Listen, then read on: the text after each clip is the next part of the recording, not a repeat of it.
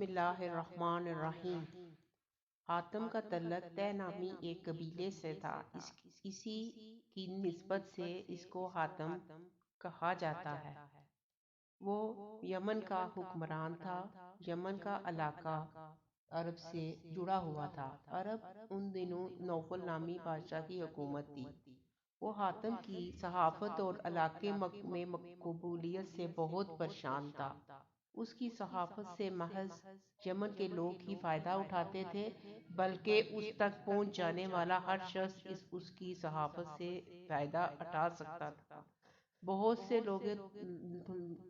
سے لوگ تو محض اس کا امتحان لینے ہی اس کے پاس چلے آتے اور وہ ہمیشہ ہر امتحان میں کامیاب ہوا۔ ایک مرتبہ کسی کو معلوم ہوا کہ حاتم طائی کے ذاتی استعمال کا گھوڑا بہت قیمتی ہے، کیوں نہ وہ حاصل کیا جائے۔ چنانچہ ایک شخص اس کا امتحان لینے پہنچ گیا۔ حاتم اس روز شکار کے لیے نکلا ہوا تھا۔ اتفاق سے اس روز اسے شکار بھی نہ ملا۔ جب وہ واپس پہنچا تو اسے معلوم ہوا کہ کوئی مہمان اس کا انتظار کر رہا ہے، تو اس نے اپنے ملازمین سے کھانا تیار کرنے کا حکم دیا۔ ایک ملازم نے کہا، سرکار، آج کھانے میں گوشت کا سالن نہیں بن سکے گا کیونکہ تازہ گوشت نہیں ہے۔ حاتم کی غیرت اس بات کو گوارا نہیں کر سکتی تھی کہ اس کے دسترخوان پر مہمان کے لیے گوشت کا سالن بھی نہ ہو۔ اس نے کہا، آج ہمارا محبوب گھوڑا ہی ذبح کر کے پکا لیا جائے۔ یہ فیصلہ ہوئے اسے شدید دکھ بھی ہو رہا تھا، مگر اس کے سوا کوئی چارہ بھی تو نہ تھا۔ کھانا تیار ہوا۔ حاتم نے اپنے مہمان کی تواضع میں کوئی کسر نہ چھوڑی تھی۔ مہمان بھی بہت خوش تھا۔ صبح جب مہمان کے جانے کا وقت ہوا تو مہمان نے رخصت ہونے سے قبل اس کی مہمان نوازی کا شکریہ ادا کرتے ہوئے کہا کہ اس نے حاتم کی صحافت کی بڑی شہرت سنی ہے، اگر وہ اپنا پسندیدہ گھوڑا بھی اسے عنایت کر دے تو بڑی بات ہوگی۔ حاتم اس کی یہ بات سن کر کچھ افسردہ ہوا، مگر پھر کہنے لگا، میرے معزز مہمان، یہ فرمائش اگر آپ گزشتہ سال سے ہی پہلے ہی کر دیتے تو اس کی تعمیل ضرور کرتا، مگر اب یہ ممکن نہیں ہے کیونکہ میرا پسندیدہ گھوڑا اب آپ کے پیٹ میں پہنچ چکا ہے۔ اس کے ساتھ ہی اس نے ساری مجبوری بتائی اور اسے اشرفیوں سے بڑی تھیلی نذرانے کے طور پر دی کہ اس دولت سے وہ اس گھوڑے سے بھی قیمتی گھوڑا خرید سکے گا۔ مہمان حاتم کی صحافت کا گرویدہ ہونے کے ساتھ ساتھ پشیمان بھی تھا کہ اس کی وجہ سے ایک قیمتی گھوڑا ذبح ہو گیا۔ اس نے اشرفیوں کی تھیلی لینے سے انکار کر دیا، مگر حاتم نے کہا، یہ آپ کو رکھنا ہی ہوگی کیونکہ میں اپنے مہمان کی فرمائش پوری نہ کر سکا ہوں۔ حاتم صحیح ہونے کے ساتھ بہت نرم دل بھی تھا۔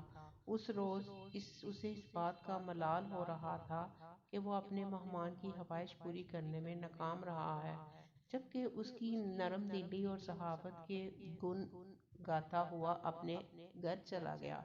ادھر عرب کا نوفل بادشاہ سوچ رہا تھا کہ اگر حاتم کی صحافت اور مقبولیت اسی طرح بڑھتی رہی تو پھر لوگ اسی کی طرف جائیں گے، کوئی اس کی طرف نہ آئے گا۔ اس نے ایک بہادر اور طاقتور سپاہی سے کہا کہ وہ حاتم کو قتل کر دے، اس کے عوض اسے بھاری انعام ملے گا۔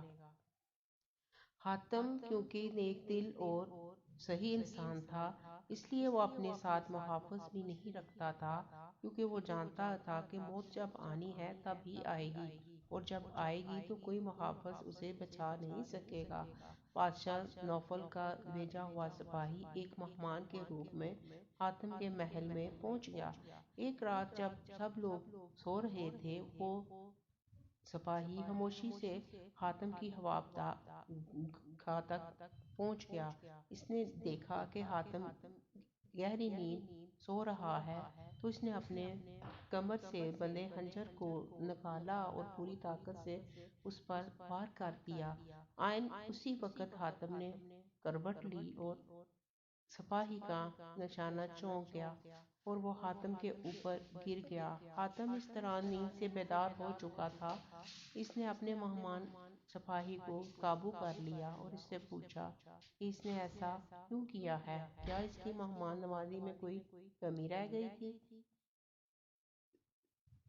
سپاہی نے حاتم کو صاف صاف بتا دیا کہ اگر وہ یہاں کس لیے آیا تھا۔ حاتم نے اسے کہا مجھے قتل کر کے اگر تمہیں دولت ملتی ہے تو فوراً قتل کر دے، اس سے پہلے کہ میرے ملازم آ جائیں تم مجھے مار سکتے ہو، میں مزاحمت نہیں کروں گا۔ سپاہی یہ سمجھ رہا تھا کہ اب اس کی موت آ گئی، کیونکہ حاتم کی پکڑ سے اس کا نکل جانا ممکن نہیں تھا۔ حاتم کا یہ رویہ دیکھ کر سپاہی کہنے لگا حضور مجھے معاف کر دیں، مجھ سے بڑی غلطی ہوئی ہے، میں توبہ کرتا ہوں اور آئندہ سے ہمیشہ آپ کا وفادار رہوں گا۔ حاتم نے نہ اسے صرف معاف کر دیا بلکہ اشرفیوں سے بری تھیلی بھی دی، کیونکہ اسے یہ گوارا نہیں تھا کہ اس کا مہمان اس کے گھر سے خالی ہاتھ جائے۔